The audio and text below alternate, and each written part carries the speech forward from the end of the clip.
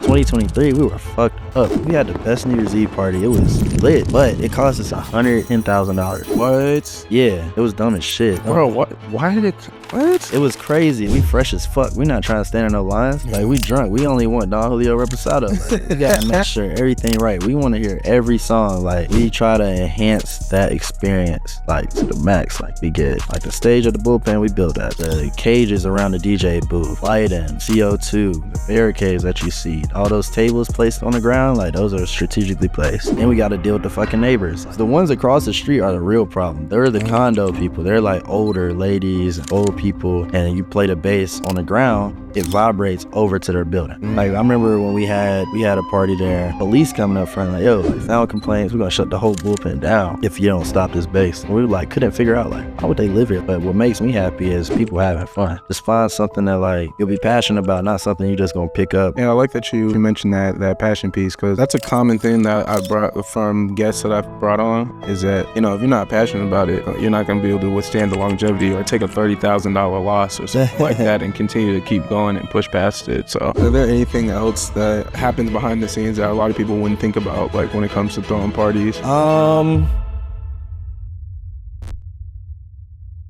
Yo, you want to know some of my peeps? I peep that 90% of y'all watching right now are not subscribed. If you could do me a favor and subscribe, it really helps the channel, really helps me bring on bigger and bigger guests, and I promise you I'll up the production on everything of the podcast, bring on bigger guests and everything. Really means a lot if you hit that subscribe button. Now back to the show. All right, what's going on, everybody? Welcome back to Beyond Ordinary Podcast. Today's episode, we're going to be talking everything event planning, event curation, all that. And I got the coldest in the game, Keith from Sold Out Dates. How you doing, my guy? What's up, bro? I'm glad to be here, man. I'm feeling good. How are you feeling? I'm good. Glad you can make it today. Glad we could really chop it up. So like I was telling you off camera, for my shows, I really like to talk about people's journeys, some of the pitfalls that they had, not just like the glitz and glamours and whatnot. So before we get to all the technical stuff, like, tell me what inspired you to start Sold Out Dates. We wanted to start Sold Out Dates because we were honestly getting bored in DC. Before the nightlife conversation was a thing, like, we were already having those conversations, like, internally, just about what we wanted to see on the scene, and it all revolved around music, fun, community, and dancing. So in 2022, when we started, we just were thinking outside the box. We went and got a cruise ship out in Annapolis, and the plan was to have, like, a summer fling weekend just once a year for our friends and family who, like, were coming into DC or who were already in DC. Just a small, like, 300-person weekend around my birthday, something chill. But then we realized, like, yo, we kind of got something cool here. Like, we got a cool name, we got a fire logo, and me and my partner are, like, extremely creative graphically. So we just started ideating a whole bunch of different ideas. We wanted to, like, have this weekend, sell, like, all access passes. They were kind of expensive. We were like, we need somewhere to start. Like, we need a launch point. So we had our first event at Capo Deli. It was a Drake night. It was called 10 p.m. in DC. And that series kind of became legendary, just running it around the country. And it was at Capo, and it went pretty viral. It was one of the first, like, viral events I can remember, just in the DC area. What do you think made it so viral? Because it was fun as hell. Like, it was super fun. It was flyers, like, people hadn't really seen before. Like, now there's, like, a whole new wave kind of starting from that one flyers. night. I've seen a lot of people using AI, but me and Fawn are, like, really good on Photoshop. So we built all our flyers for, like, 2 or 3 years. We built that first one. We replaced what's his name, Abraham Lincoln, with Drake, like, his face on the Washington Monument, and kind of made it like it was in a museum, like an old retro painting. And we had 0 followers. We just dropped it on the account, and the joint just started going. Like, for looking back on it, it wasn't as big as it felt. Like, it felt like a Super Bowl then. Like, we had 200 people at an event, never had nothing before. Right. People DMing us for RSVPs. Like, we had 500 or 600 RSVPs, and I thought, yo, we were the shit. Like, we thought we were doing something big. And we just really believed in it, really crazy from there. And we just took off on the road. Next date was in New York, and then we had Summer Fling, and we just never really, like, took our foot off the gas or never stopped creating, really. So. Okay, so it started off by, you know, you guys seeing a gap in the market. DC nightlife scene has changed. It's gotten, you know, boring. I've been in DC since 2016. I've definitely seen a shift. So what were you guys bringing to the table that wasn't seen at other parties? So our first thing that we were doing was we were focusing our parties on the women. Um, we were focusing on music that you wouldn't typically hear in a DC club, but that like people really enjoyed. So if it was like some B-side cuts, if it was like some music you might have heard in like 10th grade from like Kanye, or if it is like a Drake song or like a Frank Ocean song you might not have heard before, or like something expressive. I felt like a lot of music that we were hearing in like DC was just designed to get you to spend more money or like flex on people or just live a lifestyle that like most people aren't living, especially in DC. Like people in our community, especially like a lot of college transplants and stuff now, which is cool. It's fine. I love it here. But most people here got jobs, master's degrees, bachelor degrees, all that stuff. Like I left from back home to kind of get away from all that stuff. And we wanted to like, feel good when we're going out. And that's what I feel like the purpose of going out is, to have fun for most people. Right. So we wanted to kind of enhance that community, create that community, and just drive it to a place that it is today, and continue to drive it, continue to create spaces for people to live in that community. So walk me through your, at least for this first event, because you said you had 0 followers, you just dropped it, and then you were able to bring 200 people out, which is pretty impressive if you have started from 0 following. So how did you guys go about marketing the event once you dropped the flyer? So I've always been like really good at marketing stuff in general. Like I had like clothing brands. I used to be a videographer, photographer, all that stuff in advance. So we kind of had a background on getting people, knowing how to make people move to where we wanted them to move. So we started off on, I believe it was on Eventbrite. Like it was free RSVPs on Eventbrite. And I created this method where if you signed up for the event, essentially the only way that your friend could come is if you shared it with your friends. Now, most women are in group chats of like. Wait, you said that you had to share it in order to get the RSVP? Yeah. How'd you guys track if they actually shared it? Like like shared it to their Instagram story? No, you have to share it. Like just share the link however you want. You can share it on Instagram, you can share it through text, you can DM it, whatever. I know that like most women, most people have group chats, 4 to 5 people. You drop the link in there, those people are also connected in other group chats, and they're connected in other group chats, and it's going to share around to the point where you're creating this FOMO that people like, oh, we're missing out. This is something new. It's not the club. It's Thursday night. The flyer's dope. All my homegirls are talking about it. A lot of my homegirls can't get in because they don't have RSVPs. And you just create a buzz. Even there wasn't, I'm assuming this was technically a false buzz because we never had an event before. So we didn't know how this shit was going to go. We only used 2 DJs, which was interesting at the time, just because like now we have an entirely different production set. But it was fun. It was something that people like were interested in, curiosity. And we just took advantage of that, like in the marketing. So what was that? So it sounds like you kind of used almost like an affiliate marketing strategy where it's like in order to get an RSVP, you essentially had to be, you didn't call it an affiliate, but you had to share it. I wouldn't say it's an affiliate marketing. I would just say it's more like sensational, more like FOMO. Because like when you use affiliates, you're getting like, yo, can you do this for us? We didn't tell anybody to do anything. Like they just were curious. You kind of like build a curiosity about a product and people want to show up and see it. It's kind of like an old school like marketing. Like Michael Jordan was popping because people heard so many stories about him or so many rumors, they wanted to go see it for themselves. And that just kept making the aura grow. And that's kind of what we were banking on. And so I know there's I went to Howard University, graduated in 2020. So like throughout my time, I've seen, a lot of groups, come and go.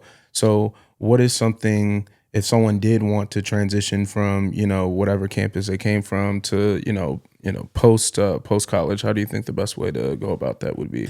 And you mean like transition into what? Like a transition as in continue to throw events, let's say like 21 plus, or like to kind of like elevate and kind of get away from, just it being, I guess, a quote unquote college party. I think people grow with their friends. I feel like just knowing my first few years out of college, I graduated in 2017. I I still have friends that were still in college. Like I didn't like distance myself from like my friends. I wasn't going to like their house parties or nothing like that. But like these are people that are gonna be your friends for like the rest of your life. So it's no point in like disassociating with them. They're gonna understand the elevation.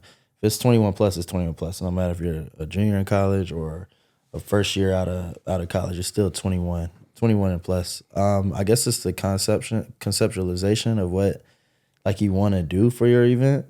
Like if you throwing like frat parties, okay, you can expect everybody in college to come.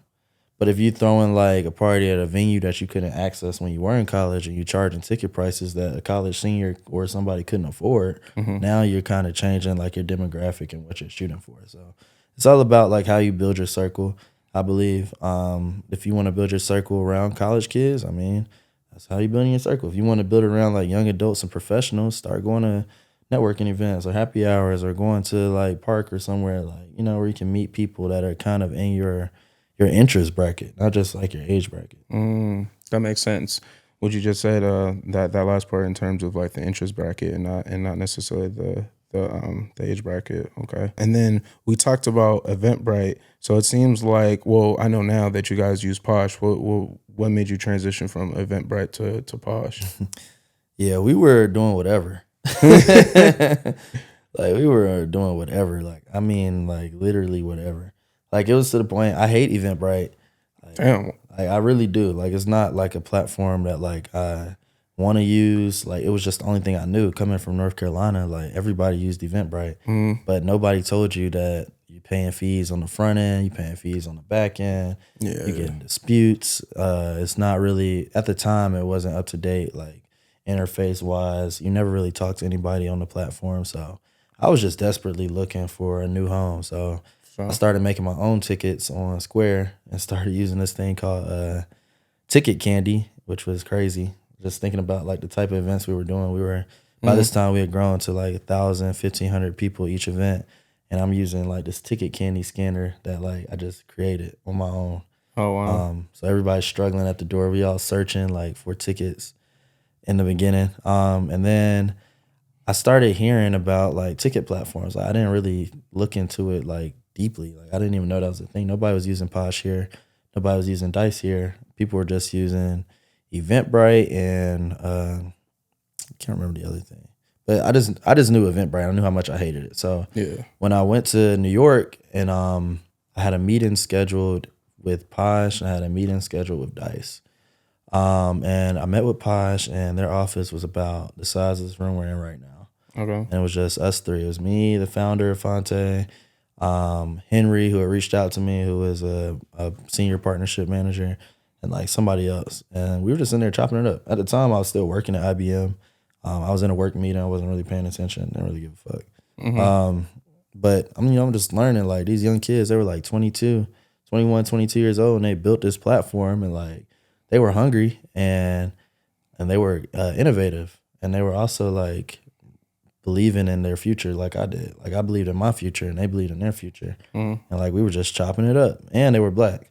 So I was like, oh, this shit is kind of cool. Oh, that's lit. They didn't have the money to offer me at the time. Like they only had like a couple $1,000. Like, and I was like, all right, like, you know, I'm definitely taking a loss here considering like Dice had a large amount of cash there waiting for me. I skipped the meeting. I didn't even go. I left the city, flew to Austin, Texas for Afrotech, and when I took off, I made my decision. I'm like, oh, we're just gonna go with Posh. Like, fuck it, let's just see how this goes. Like, it's a 1-year contract. Let's just see how it goes.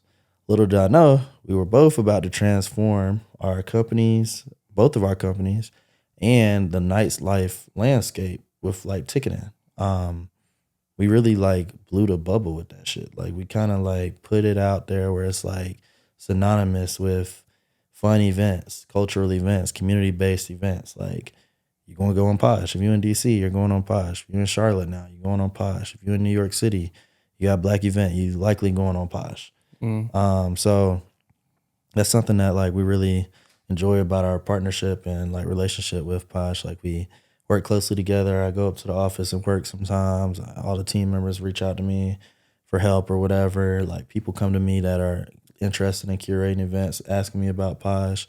I put a ton of people onto the platform because I believe in it, and I feel like it's something that's good, especially for the Black community, knowing that the founders are Black as well. That's what's up. So I know Posh, Posh is actually an amazing platform because I remember Eventbrite and it was okay, at least for a consumer. But Posh makes it so easy to buy tickets. Like I've never seen a platform like where it's just like boop boop and then you're done. You're in. You know what I mean? So that's what's up. And I didn't know that the founders were Black, so I'm happy about that. So in terms of Posh, I know Posh collects like a lot of data. Like, what do you like? Is there any sort of like marketing that you use with that data? Like, how important would you say like data collection is in terms of the event curation space? I would say data collection is key. Like you're as valuable as your data is. And if you don't make your data valuable, then it's just numbers. So you just need to make sure you're organizing your data the best way possible. Like you want to make sure you're categorizing things correctly so that when you put it to use, it's useful. Like you don't want to just be throwing stuff out there and people are just like, yo, what am I getting this for? Which is going to happen sometimes as the numbers get bigger. Like I know people have gotten texts from sold out days like, oh, why the fuck am I getting this? I was like, well, I mean, numbers are the numbers, but there's ways that you can categorize things that people have shown interest in, and you can kind of make assumptions the same way like AI or whatever would, that this is something they'll be interested in. Yeah. And then where would you say that the majority of your RSVPs or ticket sales come from? Would you say it's Instagram or like Instagram Reels, email marketing? What would you say has been most successful for you? Email marketing is in dead last. Like people, You said dead last? Yeah. Damn. Like nobody's email marketing anymore. It's not effective. People get overwhelmed with email marketing. Yeah. Like every morning I wake up, I get 10 new emails from the same, not organizations, but like I got newspaper subscriptions, all types of stuff. Newsletters or whatever. Yeah, and then throughout the day, that number grows. I could get over 100 to 200 emails in one day. And then that's just one email address. So like I know for like the consumer or whoever else, they just aren't intaking emails as much. Some people are, but the percentage is so much smaller now than what it was like just 2 years ago. When we first started, I was a beast at emailing. Like I could get like 60% open rates, like 10% click rates, which is pretty high in that area. Oh yeah, 10%. Now, yeah, for sure. Like that's pretty high. But now it's like people are just on their phones for 2 seconds. They have short attention spans, and they take their information in differently. So I would say like number one would be I would say Instagram. Instagram is still a really good like platform to learn about new events. Surprisingly, number two would be TikTok. Like TikTok is a very quick way to go up or to have people talking, like either whether it's positive or negative. TikTok is the best way to get into like our generation, your generation's like earpiece. Like just get people talking. And that also comes off platform easily. I feel like on Instagram, a lot of stuff stays on platform. Like you aren't talking about what happened on Instagram to your friends. And TikTok, they be talking about that everywhere. Like, it's just a conversational piece at this point because they've made it a conversational platform. And then I would say third is SMS. But SMS is more so you have to time it correctly. Like I've sent some great text messages. Like I've sent some really good text messages. And I've sent some annoying ones too. Yeah. But you have to time it up perfectly. Like text messages is the one sensitive thing because it's like something coming directly to somebody's personal phone. Yeah. So you gotta like, time it up. Like morning of an event, people send out a text, people gonna buy it because they was already gonna do it anyway. You sending it like a random Tuesday 3 weeks before an event, they can be like, why the fuck are you texting my phone? Yeah. Yeah. Okay. That makes sense. So you said pretty much TikTok number one, Instagram is number two. So it sounds like, Instagram Reels and TikTok short form content has been really big for y'all. So what would you say in terms of how you create your content? Like what has been, I guess, the style that has been, hitting? So we started our style off, me and Fawn, like I said, both have a very extensive background in graphic design. So we used to like almost have competitions where it's like, yo, I'm gonna make this flyer, you make this one. Like see which one does better. And you can always tell which flyer was my flyer. You can always tell which flyer was Fawn's flyer because we had our own like design styles. Yeah. So eventually I just started getting more on the business side and let Fawn like conceptualize or create most of the flyers. And we have a designer who makes them. And right now they're curated to be more like lively, like animated, sketched, like hand drawn flyers. They're designed to like emulate like our customers. So like if we see people dancing, like we might look at a picture from an SOD party and send it to our person to draw that, but make it look even more fun. Make it reflect the city that we're going to. Make it reflect like some of the aspects of the event that we're having. Throwing like a little Easter egg or something like that. That's only real Sold Out Dates fans would catch it. Like there's a lot of different things that go into our flyers. Not anything that's like rinse and repeat. Which I wish sometimes we did. I wish we had rinse and repeat sometimes, just because this is like long. this is like literally one person drawing our flyers, and it takes days sometimes. So I wish we had rinse and repeat, but I do like that you have to like you can't say that we're copying anything. Like somebody would have to like literally put it into a computer and be like, yo, copy this flyer right here, which I have seen people do. But ours is pretty original. So that was more so on the flyer side. What about on like the, I guess your promo reels and your Instagram, like the video content? How do you guys curate those? So I'll make all those. I can just wake up one day and it's you? Yeah. Oh damn, I didn't know that. So I make all the reels and all the content. Like I run our Instagram page too, which is stressful, by the way. Oh, I'm sure. I'm sure. It's stressful as hell. I'm not gonna lie to you, but I mean the reels just come to me naturally. Like I used to have a background in videography. Like I was really good. So I just know like where to cut, like what people want to see, like transitions. Like I can make a promotional reel in like 30 minutes. Like and just drop it. As soon as I'm done, I'll drop it. Yeah, so that's the process. It's not really it's really just like you've had a background in it for so long. You just kind of have an eye for it at this point. There's no schedule. Like there's no like, oh, we're dropping this on Tuesday, dropping this on Wednesday at 3. Like I literally make the reel, post it, and then we go about our day. Oh wow. Yeah. Damn. Have you ever thought about outsourcing? Because I did, like, to be a founder of like, a big org that had so much to do. Like I didn't think that you'd be doing your own editing. So like, why don't you like outsource it to somebody else? I would like to eventually. Keeps me grounded. Keeps me tuned in to like what's going on, like trends, seeing what works and all that stuff. It definitely is a lot of work and stuff, but I don't mind it. Okay. And then you mentioned trends. How do trends play a part in some of the events that you guys throw? Like, or do you guys ever like be like, oh, let's throw this like theme party because it's hot on TikTok or something like that? Nah, like that's not us. Like all our themes that like we've done are things that we've been doing. Like our Drake night party, our R&B Sneaky Links party, which is like not like the typical R&B like party. It's really fun, really high energy. I don't think we've done any other themes. Like our holiday party that we do, Project X, and we do like our Halloween party, but we don't really get into like the theme. Like I've seen lately, like the rodeo parties have been popular. Yeah. Shout out my boy Abe. I've been seeing people do the 9 a.m. espresso martini parties. It's a lot of different stuff. I like just to keep what we're true at. Like I don't want to be forcing something because I've seen somebody else do it. So going back to when you first started doing your first event, you started with the Drake party. How did you guys branch out to throwing events like outside of state? Outside of state. So our second ever event was in New York City. Right. Yeah. So me and Fine were actually the first Drake night that we had. I already had a tour planned out.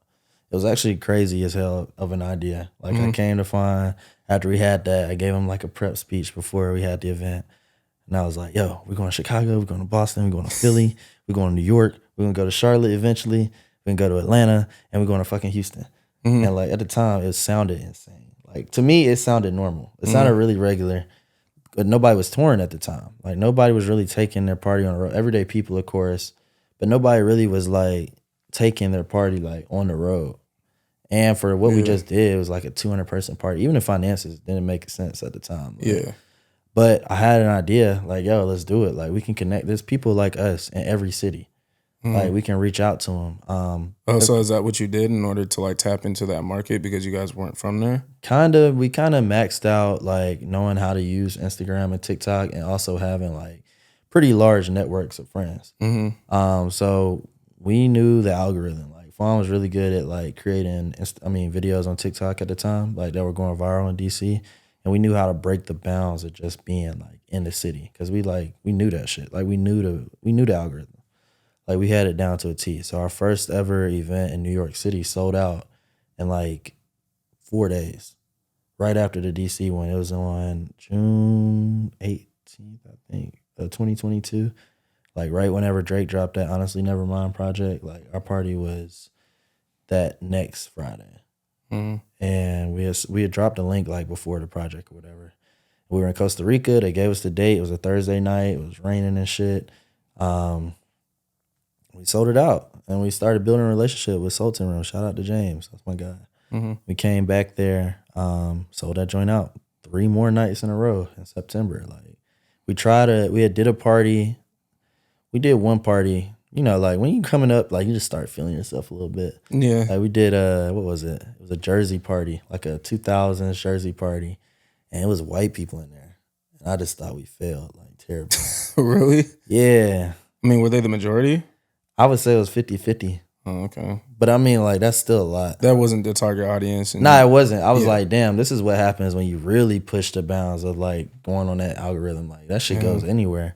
So we had to, like, not to say that we don't want white people at our parties, but, like, for that, it was a 2000s hip-hop R&B party. Like, that's just not, like, what you expecting. Facts. You know what I mean? I'm trying to see people, like, G-Unit outfits and stuff in New York, like. But yeah, we figured out what will work for us, crafting our audience, and building from there. Really, like that's the most important thing. Like your audience will be similar across the city lines. All right. So, can you share a time where a party, like you would, I guess, consider it to be a flop, and why you believed it flopped? A party that flopped. I'll give you 2 examples. One party flopped. I wouldn't say it was a flop. Like, it was still sold out. But our fucking DJ equipment went down. Like, it stopped working at 12 o'clock completely. Yeah, it was in Atlanta. Shout out to Atlanta. It was our second ever event in Atlanta. It was February 2023. Our host, like, he didn't really have control of the crowd at the time. And the laptop and the controller, it went out. Like I could hear it all night. I heard it in sound check, like making weird noises and stuff. And I'm like, yo, like there's something wrong. It's like there's a delay with this equipment. So the sound went out and people were like literally booing us and like really? Damn. It was so lit in there before that. People were like booing. Like I haven't been booed since I played football in high school. Like, yeah, we were getting booed. And I'm like, damn, we gotta figure this out quick. Like, and all my friends are all drunk as hell. Like, I'm the only one that's like somewhat sober. Like, I'm over here trying to like figure the joint out. It's like somebody's booing. Somebody got up there and started singing because it was a good party. Like, it was fun. It was like 1,000 people in there. Like, it was lit. But our DJ JB, shout out JB. He went to the back and he just hooked his laptop up to the sound system directly to start DJing off his laptop. Like we were in college. Like, damn. So I'm like looking out, peeking back, telling him like switch this on. Like, we did that for 2 hours. Oh wow. Saved the party, but we learned. And I would say a time when we flopped and it didn't go as expected. I think we just bit off too much that we could handle. I would say we went to Charlotte 2022 at Neighborhood Theater and we had a Halloween party. And like we just weren't there yet to be having like a 1,000-person Halloween party in a market where like we were from there, but we had only been like one time before. Like we didn't really grow that market yet. And it was a flop. Like it was a dub. It might have been 100 people in that. Like it might have been 100 people in there, maybe. In a 1,000-person room, that's damn. It's not like there's sections or nothing like that. Like it's 1,000-person. Like, yeah. So that was a flop. We learned from there. So would you learn from that experience, at least the one where you only sold like 100 tickets? Like, what'd you change after that? I feel like you still like you just can't ever be comfortable. Like there's a lot of options out there, and like there's a lot of things that like people want to do, and you just can't take stuff for granted. Like you know what I mean? Like we had the night before that, we had a 1,500-person party, and I'm like coming down to Charlotte, and I feel like we just weren't focused on it or took it serious enough or took into consideration all the factors that were involved with the party, like the ticketing platform, the venue, the location of the venue, the weather, the city. Like there was just a bunch of things that just weren't being considered on my end, and we flopped. It cost us money, and it looked stupid. Yeah, that's a big one. It sounds like you were just riding that high from that 1,500 sold out party, and then thought that it was gonna transition. And Yeah, I mean, yeah. shit, it happens. You're not gonna hit out the park not every time. So like, bro, like, how do you? Cause like, I don't know if I told you this, but me and my homies, we threw parties at Howard from like 2017 to 20. I think we stopped on like maybe 22, 23.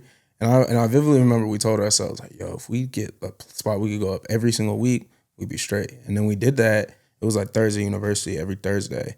And bro, like, partying every week, like, we were like, it was crazy. Like, the burnout that we got from just being like drunk as fuck and then, you know, wake and then not even recovering until like Monday and then realizing that, oh shit, we gotta do this all over again in 3 days. So like, bro, like how do you like do it? Like keep up, like physically, mentally, all that shit. And that's why I kind of like never wanted to get into like true weekly events, like where it's like you're tied to like a venue, like this is what you're like kind of expected to do all the time. Like I think the one thing that like people don't realize is like one, like we're in a different place most of the time. Like we're either in DC like once a week or twice a month or something like that. And then we're traveling and we're kind of like used to it. Like we're the ones providing the event. Like I don't ever be the one partying at a party. Like have you ever seen me at a party, at one of our parties, like I be stressed out. Like I'm like walking fast. Like I think you saw me at Bullpen. Yeah. Like I'm like walking fast. Like I got time for like 10-second conversations. Like I might drink, but I'm not like ever on down bad. Like I don't ever be like out of control. Now I know I've seen people like be out of control. Like even like people that are with us. Like I'll be like chill out. Like we're the ones throwing the party. But you know what I mean. But I think it's just honestly a blessing to be able to have like that type of like composure and control from like both of our founders. Yeah, no, that's what's up, bro. And then, you know, how did you and Fong go about cultivating your team? Like it's obviously started with you guys, but as you got bigger, like you had to, you know, outsource a lot of things and delegate responsibilities. So how'd you go about that? Yeah, so like naturally, like our friends like wanted to tap in and like help. Like most of our team is like our friends before Sold Out Dates even started. And like they always been a really good and supportive group. And a lot of this stuff, like they just learning how to do it. Like they're just becoming like experts in whatever we need. And I really appreciate that and I love them for that. And it's been cool to have like your friends supporting like your business because you can trust them more. Like if I'm bringing regular people in, they just want to check or they just want the clout or the association or the access and stuff, which is not the case for everybody you bring on, but like it's something to be wary of for people that are interested in coming on. But yeah, like our friends are they're a really good group. They're taking ownership and responsibility, like protecting like the brand and doing things to like grow it and expand their role. So shout out to them. What about so they go on they go on the road with you, like when you go to like Charlotte and when you go to Chicago? Like... It depends. It depends on the needs of the venue. Like if there's a venue like Charlotte, for instance, at Camp North End, we need a lot more hands on the ground, or a lot more boots on the ground to like make sure it's operating correctly. But for the most part, like we've kind of built a network out of people that we like trust in different cities, just to like save on expenses and stuff with traveling. But a lot of the times, like our friends will just come anyway. Like they want to come to Houston or come to Atlanta or Dallas or whatever. Like, you know, it's because it's fun. Like it's still a good time. Yeah, for sure. And then, you know, so you mentioned earlier at one of the parties that, you know, didn't go so well, that the host, you know, didn't really control the crowd. So what would you say makes a good host? I think what makes a good host is not giving a fuck. Like they gotta have, in terms of like, just not giving a fuck about anything. Yeah. Like they have to be like unafraid of like or in our case it's like 4,000 people like looking at you. There's people with expectations. Like there's people that are like literally staring at you the entire time. Like, for the host that we have, they have to be creative, like quick with their mouth, like saying stuff. Match the energy of the DJs, have a strong voice. Like me, for instance, like I would be a terrible host. Like I got a low voice, like it's not really changing in pitch. Like I know that about myself. Some people don't know that about themselves. And they just like want to be heard. Like you kind of got to understand like what's going on here. Why we want you to say this here. Keep them engaged here. Kind of build up the show here. Like let people know like, hey, this is coming. Like, talk to them. And that's what we look for in our hosts. And do you have like a dedicated host, or do you guys switch hosts depending on the parties? Or Our dedicated host is Cortez. He lives in Memphis. oh, yeah, I want to ask you, does it stress you out to throw events for a living, knowing that like, yo, if I flop, like, that's a hit to my pockets? I mean, I always bet on myself. So I mean, same with like any other business. If you flop, like that's your pocket. So, Yeah, I mean, yeah, that makes sense. But I think that like, I don't know, like betting on like, oh shit, like I need people to show up to this party. Well, I guess because all your events are ticketed, I'm assuming, right? Yeah, for the most part, Yeah. our events are primarily ticketed events. Yeah. So it's like, just kind of making sure that we're like curating and like staying on top of what we're doing and like growing our crowd and growing our audiences and stuff like that because, we want to build a strong brand. Like I feel like we're in a special place and a special time. Like we're in DC.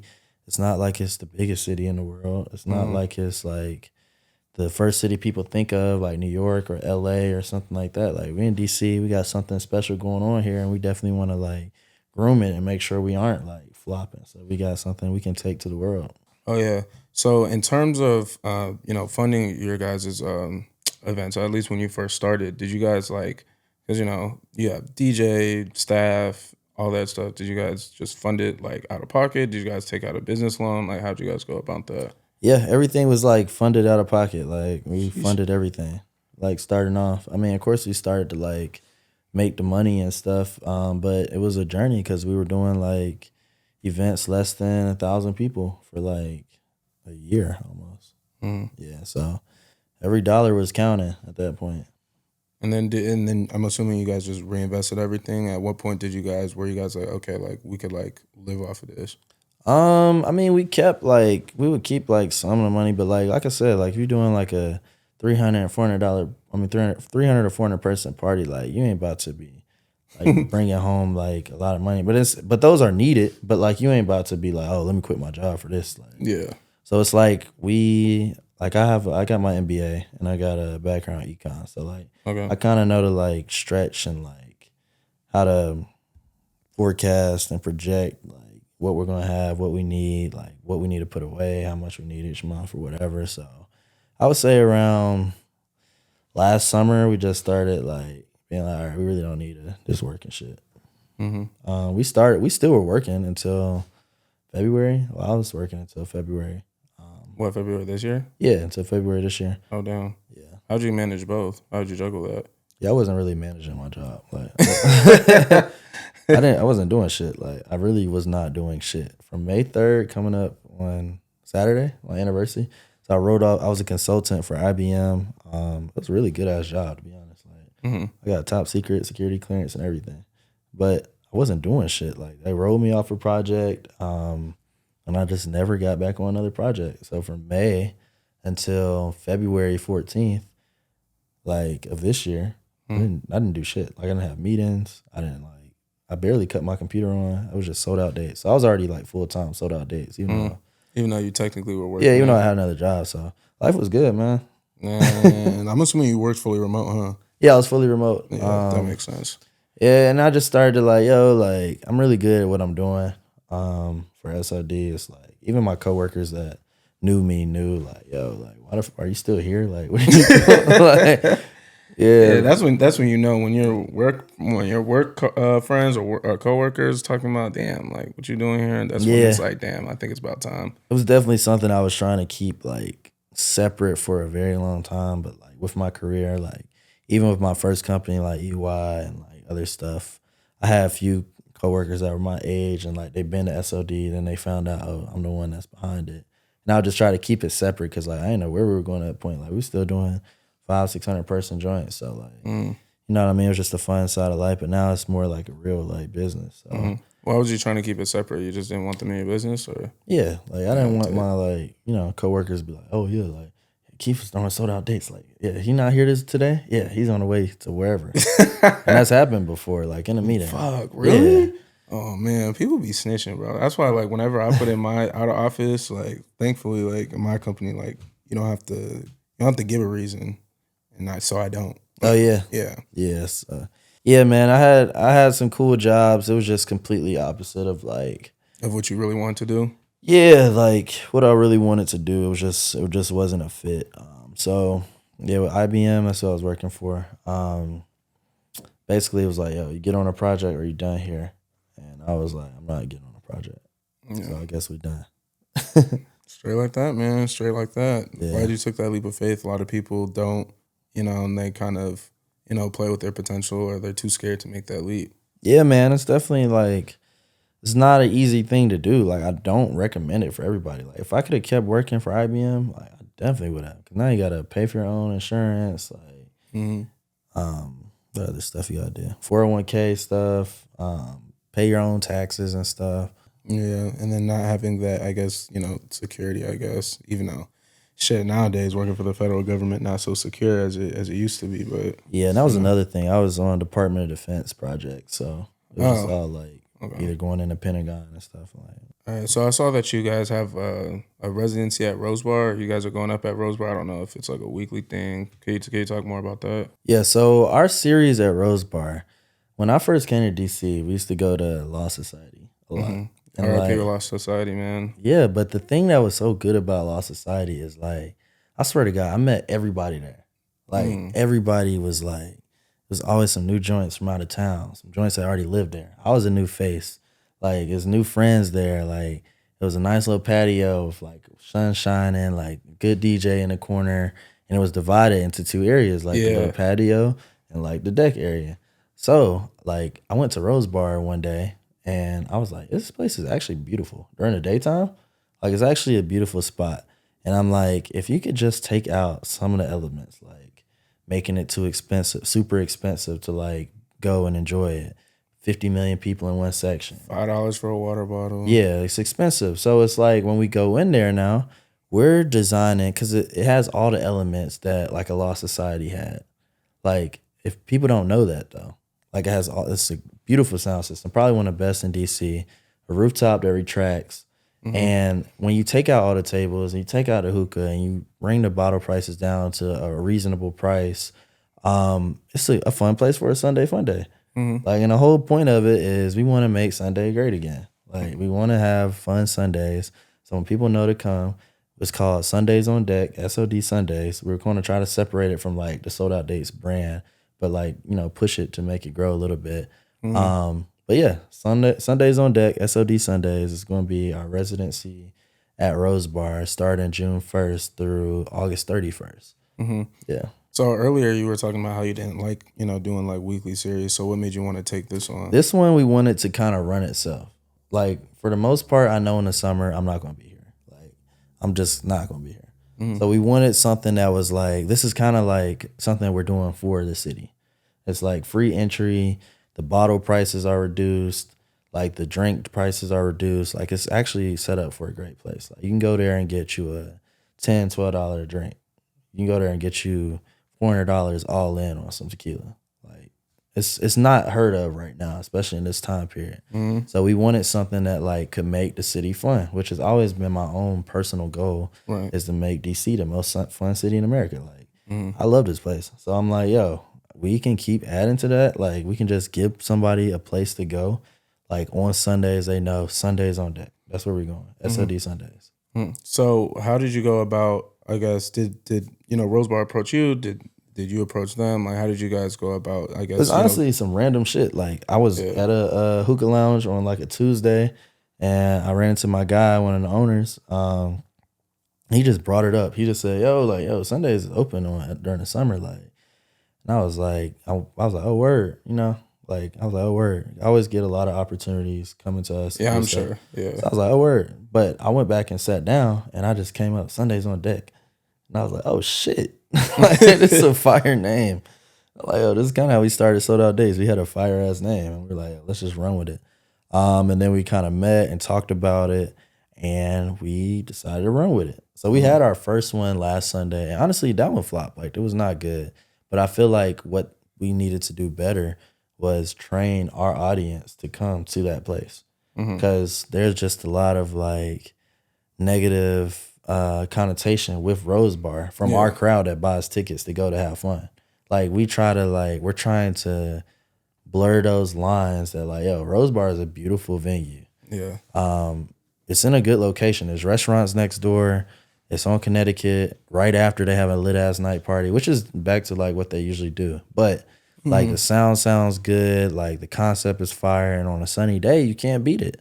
Yeah. As far as like venues, it's spacious enough. It's bigger than like a lot of like rooftop areas and stuff. And like DC, it's cheaper for what we have scheduled. So yeah, we want to run it. I think there's like something that we need to learn coming into the club as like non-club promoters. Like, yo, you gotta have a long ass line. You gotta have like all this stuff. Like, gotta parlay a little bit. Yeah, like you know what I mean. Like, but it's all part of the learning process. Like, I ain't giving up on the shit. Yeah. So, what are your thoughts on? Because you mentioned, telling them, yo, take the sections out. So, what are your thoughts on like, I guess, section culture, at least here in DC?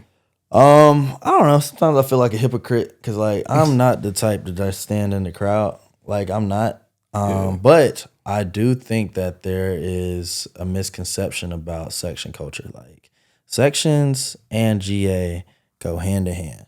What you mean? Me. So like the sections add to the party. Like if there's like a party and there's a bunch of people dancing and there's a bunch of people popping bottles and it's lit up and stuff, why wouldn't you want that? Now, if there's a party where there's people dancing and there's empty ass tables sitting around, why would you want that? Or if there's a people with a bunch of tables and they're lit up and there's nobody dancing on the floor, why would you want that? So they all go like hand in hand. You can merge the lines. Like I'll always be seeing people be like, yeah, let's take the tables out, let's do that, let's do that. I'm like, you can do it, but like you have to do it in a way that makes sense. Like you got to curate your crowd to be like a fun crowd. Like you can send some fun signs around. You can play some fun music. People still gonna buy the bottles. You just need to like level it out. Like you just need to like make them merge, not try to make them so like separate or make people feel so bad because they don't have a table. People want to have a table, or I want people to have a table because they're celebrating, not because they standing like they just got some new land or something. You know what I mean? Standing like they got new land. That's funny as shit. Oh yeah. So like I also been, I've been tapped in with the, party scene, so I'll be hearing some of the feedback. And I know, like, you ever seen that new trend of people where like they talking about DC nightlife? Yeah, and then they start walking and then it's like Rosebar and then they just turn away. Yeah. You know what I mean? So I think another problem is that people, because you were talking about people like dancing and stuff, but like folks don't be really dancing like that no more. So my thing, like we were definitely like, we were just getting flack like from on the DC nightlife TikTok, because I mean, of course we like the bigger brand here. Of course everybody's gonna be throwing stuff or whatever, but I think a lot of the discourse comes from people who were like trying to say, oh, it's the transplants not having fun, or people like, oh, it's the DJ sucking, or oh, it's like, people not dancing, or oh, it's, but I think like the real issue is that people like to have a hot ass take. Like that's it. That's the big thing. Like people want to say something and they hope that they gonna throw the shit and hope it sticks. If you get a couple likes, oh yeah, we gonna keep rolling with this shit now. Everybody's about to be rolling on. But in real life, you go out to a party, most parties in DC, people are having fun. They're having a good time. They're talking. Like your definition of fun doesn't have to be dancing all over the place all the time. I can't fucking dance. So I'm not going to a party. Like my definition of coming to a party and having fun is not dancing. Like, and I'm a grown ass man and I'm like 6'2". So like if I'm over here like dancing, doing all this crazy shit, I'm probably knocking somebody's drink out the way. Yeah. I want to go to a party, see good looking people, see other people dancing, having fun, see people I haven't seen in a long time, see new people, hear good music, look at the lighting that they have, like look at the production that's going on. What's the host saying? Like, does the drinks taste good? Was the bartenders friendly? Was my entry process fun? Did I feel like I got seen? Like, You know what I mean? That's what I'm looking for in a party, to have fun. I'm not sitting here standing with my arms crossed on my phone texting, oh, I didn't like that transition. Nah, you know what I mean? That's not real life. So nah, facts. I think, like you said, like just making your own definition of a fun party. I think people like latch on to like what, like you said, like, oh, one little thing that happened. And, yeah, you know what I mean. So, and I think like it's fair to accept like criticism too, because I mean people pay for their tickets. Like if people pay for their tickets, they have the right to have like feedback and stuff like that. I think it's the thing when like you try to tear down and like try to give this like aura on the culture that is like whack when that's not the case in real life. Like people are having good times, man. Like there's a lot of good groups. There's a lot of good things going on. Like people are starting to like learn new DJs, which I really do love that, because like I love our DJs. Like I love DJs in DC. I love finding new DJs. I love hearing new DJs. Like people are starting to realize, oh, it's not just one DJ playing the whole party. Yeah. It's like a lot of them. Like it's usually a lot of them, and they all have different styles. They got signature transitions they do. They got different sound pieces that they use. Like, and I love everything about that shit. So, so how do you go about collaborating more so, like, I guess, with other groups? Like, how, do you do that often? Like, oh, like this person, like this group, or we used to collaborate more often. I feel like in our industry, a lot of us are like interwoven. Like a lot of us are like friends and stuff. Like Jerk and Jalal for Asante. Shout out Asante. Like that's my boy. He has an Afro beats, a Caribbean party that brings food, Jerk and Jollof rice to every party. And it's like a natural collab for us because we're friends. We done traveled around the world together. He based in Detroit. It's just an easy collab. South House in New York, we having our first collab coming up this year. I've collabed with New Percent, and I remember we we had dinner a couple weeks ago just on some random shit. He was like, I don't know why the hell you collab with us. And I'm like, bro, I like you guys. Like, y'all are cool, man. Like, y'all are just starting off. Like, this shit is fun. I like what y'all have going on. We've collabed Lady in the City. It's just natural connections are like what makes the collab real. I will say I hate collabs that feel like I'm in a fucking business meeting. Like, I literally, that is my least favorite thing, because we're so like laid back with our process and everything that it's like when somebody's like, yeah, can you post this at this time? Yeah, what's the exact percentage of like how much this was? Yeah, can we get this right here? I'm like, bro, we're having a party. Like, we're about to have fun. You know what I mean? And it's like that right there single-handedly I'll never do that shit. Like, if I start feeling those type of vibes, like, it's chalk. Really? That's very interesting that, you know, you as like a founder and a business owner is basically saying like, yo, if you're too business oriented, I can't focus. It's like, it's because like we're good over here. Yeah. So it's like, just trust the process. Don't try to like dictate the process. Okay. I understand. You know what I mean? Way more, it's sure. Like we've got to, like a formula. We've got to grasp on what we're doing. Like for the most part, it doesn't benefit us more to collab with somebody. You get what I'm saying? Like we have everything to lose. Like they have everything to gain. Like we're not getting, you know, like a bunch of new followers from collabing with somebody who has like 60,000 less followers than us. You know what I mean? So it's like, just chill, trust the process. Let's just do what we do. Let's make everything like smooth, have fun. This is a connecting. It's like damn near going to like a business conference. We're just here to connect. Like don't be all super strict. Like be strict later on, but like, you know, let's just figure shit out. Let's have fun. Let's bring two fun energies and ideas together. Was there ever a moment where you were like, okay, we do got to like buckle down and not be as laid back because of, I guess, the gravity of the event or the situation? Oh, yeah. Like New Year's 2023, like usually if it's a problem or like there's like something I'm like, we need to get serious about, I'll just keep that like internally and like just try to like, you know, give out instruction like, all right, this is what we need to do. Like, or I'll just kind of like hammer down on it. Because 2023, we were fucked up. Like New Year's Eve, we had the best New Year's Eve party. It was lit. But it cost us $110,000 to throw it. What? Yeah. It was dumb as shit. Like it was dumb. Bro, why did it? What? Yeah, it was crazy. It was $110,000. Open bar all night. Like what cost so much? Man, there was so many costs that went into that event, and it's like it was a 700 cap room, and we only made $80,000 on the party. So the other 30, where is that shit coming from? From like previous events, out of my pocket, like all that. Like we just down bad. You know what I mean? Yeah. I was doing damn financial mathematics, trying to make sure that shit was working. Production, $30K. Catering, because it had no bar, $30K. Rental, like 10 or 15K. Security, another 10K. All types of shit. Like furniture, 25K. Damn, niggas talking about Like, furniture. Oh my God. yeah, man, it was expensive, but it was a great party. Yeah. Like, don't get me wrong, it was a great ass time. Like, great. But yeah, we lost money. We were fucked up. Yeah, but shit, at least it was worth it. Oh, it sounds like it was worth it. So Nah, it was not worth it. you said it was. What happened to having Fuck fun? no. You said you had fun. Yeah, so it I was fun. like, Fun is not $30,000 loss. Trying to Yeah. figure out, yo, how we gonna throw this next event? We ain't even got money to buy the flights right now. Like, that's not fun at all. oh fucking dead. We over counting down the days to like get back on. Like, yo, we. To get back even, basically. You know what I mean? When's the next event? When we coming back? Like, Yeah. yeah. So that wasn't fun. What about? Are there anything else that you know? I guess happens behind the scenes that a lot of people wouldn't think about, like when it comes to throwing parties. I would say that like just in terms of production, like especially like I feel like we've made the bullpen pretty popular. It's like kind of been like a signature event in DC, kind of like something that people look forward to. Is that people don't understand like the production and the process that goes behind it. And I think that like it's something that's like taken for granted because we've put in so much into it that it feels like it's natural. It feels like that's what's at the bullpen already. It feels like this line check-in process, these security guards are just here because like the bullpen set it up that way. When that is not the fucking case. Like I just left the bullpen yesterday, like prepping up for stuff. And they got great staff over there. But like, you know, our people are a lot. Like we demanding, we fresh as fuck. We not trying to stand in no lines.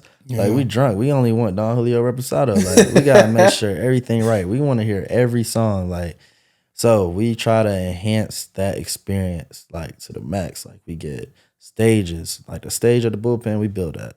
The cages around the DJ booth, the lighting, the CO2, the barricades that you see, all those tables placed on the ground, like those are strategically placed. All of the hookah people, like they're in certain locations. Upstairs VIP, like we have that railed and barricaded off. We just added in a bunch of new like seating on the edges of the upstairs perimeter. Like all the LED screens, like we make the videos for those and like resize them and repurpose them. We have like a run of show that we create for the DJs and for the lighting tech and for the VJ to kind of like play everything on cue. Then we got to deal with the fucking neighbors. Like the neighbors, like if you ever go to the bullpen and it's not like super loud in like the back or whatever, it's because we literally can't put speakers in that little area over there in the back because the neighbors call. The one in behind the bullpen is cool. The one across are condos, so they kind of have. You talking about with that glass? Yeah, bro. Why would you live there, bro? Yeah, but they're renters. The ones across the street are the real problem. They're the condo people. They're like older ladies and like old people.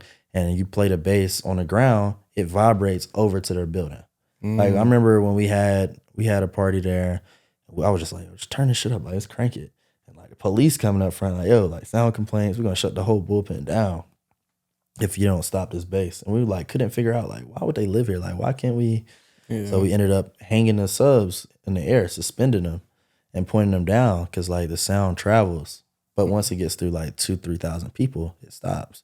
The sound is like a frequency. So it can't go through 3,000 people standing in the area. Like we have to like be strategic about where we place it so that we can continue to like have events. So other people can continue to have events because we could crank the shit crazy, but they would get shut down and nobody else would be having a party there.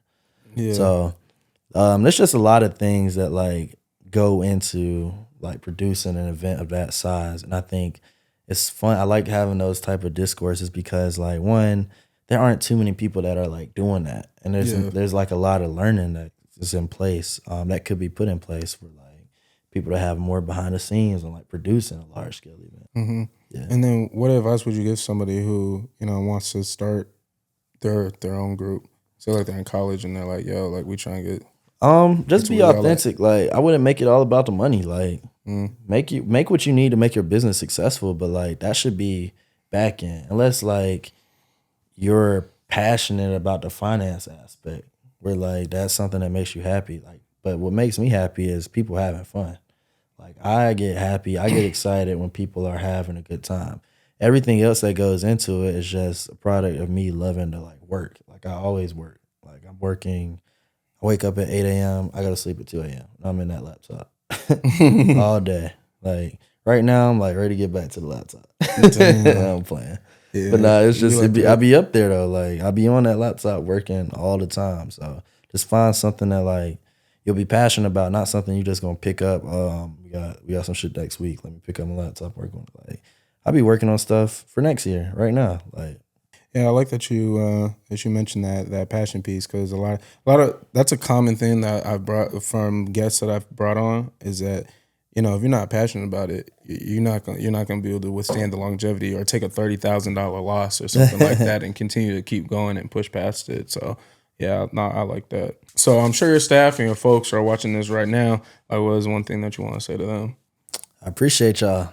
Like y'all, if it wasn't for y'all, like we definitely wouldn't be able to keep going and growing and having trust that we could do more with the people we have. So we got a lot of good people in those rooms, a lot of bright minds, and a lot of bright new ideas that let me take my hands off of things and like, you know, let them run with it. So I'm really excited about that. Absolutely. And I like to let my guests, you know, get the last word, I guess you could say. What is one thing you want to leave the audience with before we close out? One thing I want to leave the audience with is, man, Sold Out Dates is really here to put fun back into the fucking world. Like SOD to the world. We really want to make a fun environment. We really like the culture that's being created, the community that's being created, and we always put DC first. People always comment on our thing. Why is DC up here 20 times? I wish we could put it up here 20 more times, but this is home, and we want to bring the energy from here to the rest of the world. So Sold Out Days to the world. Absolutely. Well, Keith, thank you so much for coming on the podcast, man. Dropped so many gems. Definitely can't wait to rewatch this myself. Where can the people find you at? You can find me at _Haynie on pretty much every platform. And if you aren't already, you can follow Sold Out Dates at SOULEDOUTDATS. All right, that's a bet. All right, y'all. Hope y'all learned something about event curation, event planning. Hope you're inspired to be great. Till next time. Peace.